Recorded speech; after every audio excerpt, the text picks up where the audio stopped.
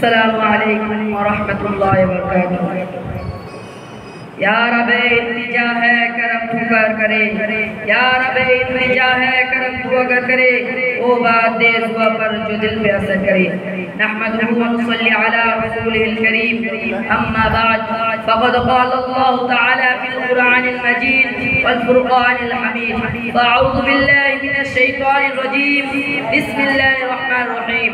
अनिश्कुर ली व लिवालिदैक। सदक़ल्लाहुल अज़ीम। वक़ाल अन्नबी सल्लल्लाहु अलैहि वसल्लम हुमा जन्नतु व नारु औ कमा क़ाल अलैहि सलातु वस्सलाम।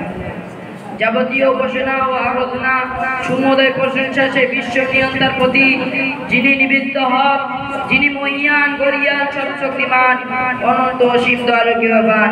সমগ্র সৃষ্টির যার করে গুণগান, যার বিনা অনুমতিতে চন্দ্র সূর্য তারকা রাজীবন্দিত হয় না, অস্ত যায় না।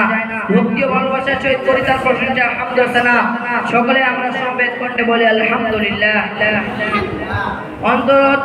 অনন্তর অসংখ্য দরুদ ও সালাম প্রেরণ করে সেই মহামানবের প্রতি, যিনি আগমন করেছিলেন বিশ্ববাসীর পূর্ণ হয়ে ভ্রান্ত পথের পথে দিশা রূপে, যার উপাধি আল আমিন সাদিক আমানতদার সত্যবাদী, যাকে সৃজন না করা হলে এই আকাশ পাতাল পাহাড় পর্বত বৃক্ষলতা এমনকি মানব দানব কিছুকে সৃষ্টি করা হতো না। তার শানে এক বাক্যে বলি সাল্লাল্লাহু আলাইহি ওয়াসাল্লাম। অতঃপর আমাদের এই মহিতি অনুষ্ঠানে সুনামধন্য মহামান্য সভাপতি সাহেব এবং মঞ্চে অভিষ্ট শিক্ষক মন্ডলী এবং দূর দূরান্ত থেকে আগত অতিথিবৃন্দগণ এবং বসে থাকা শ্রোতা মন্ডলীকে আন্তরিক সালাম, শুভেচ্ছা, অভিনন্দন জানিয়ে আজকের অনুষ্ঠানে আলোচ্য বিষয় পিতামাতার হক তথা অধিকারী সম্পর্কে কোরআন এবং হাদিস দ্বারা কিছু আলোকপাত করতে চাই।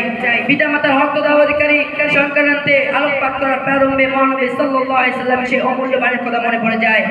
ইবনে মাজাহ শরীফে হযরত উমামা রাদিয়াল্লাহু আনহু এর পুত্র বর্ণনা করেন, আন্না রাজুলান ক্বালা ইয়া রাসূলুল্লাহ সাল্লাল্লাহু আলাইহি ওয়াসাল্লাম মা হাক্কুল ওয়ালিদাইন আলা ওয়ালিদাহুমা।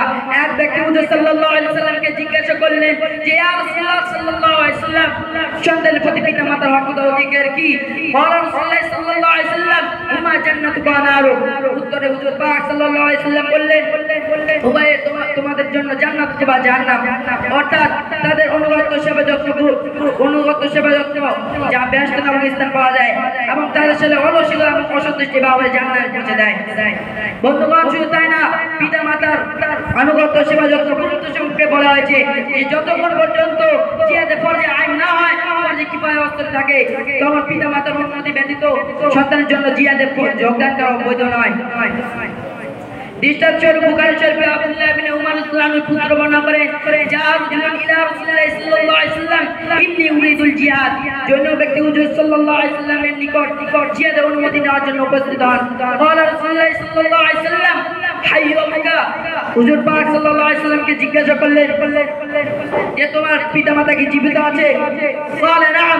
সে ব্যক্তি বললেন জি হ্যাঁ জীবিত আছে। ক্বালা রাসূলুল্লাহ সাল্লাল্লাহু আলাইহি ওয়াসাল্লাম ফাজিহুমা ফাজাহাদা। হুজুর পাক সাল্লাল্লাহু আলাইহি ওয়াসাল্লাম বললেন, যাও তাদের খেদমত সেবা যত্ন আত্মনিয়োগ করে করো, এতে তোমরা জিহাদের সওয়াব পেয়ে থাকবে। সুবহানাল্লাহ। বিশ্বনবী সরকার দু আলম সাল্লাল্লাহু আলাইহি ওয়াসাল্লাম পিতামাতার মর্যাদা কতই না উচ্চ স্থানে দিয়েছেন। এই জন্য আল্লাহ তাআলা কুরআন মাজিদে বলেছেন, পিতামাতার হক তথা অধিকারী আদায় করো, সুস্পষ্ট এবং কঠোরভাবে নির্দেশ দিয়েছেন। সূরা লোকমানের 14 নম্বর আয়াতে বলেছেন, আনিশকুরলি ওয়া লিওয়ালিদাইক, আমার কৃতজ্ঞতা এবং শুকরিয়া আদায় করো, এতে তোমাদের জন্য এবং তোমার পিতামাতার শুকরিয়া আদায় করো। আখির দাওয়ানা আলহামদুলিল্লাহি রাব্বিল আলামিন। আসসালামু আলাইকুম ওয়া রাহমাতুল্লাহি ওয়া বারাকাতুহু।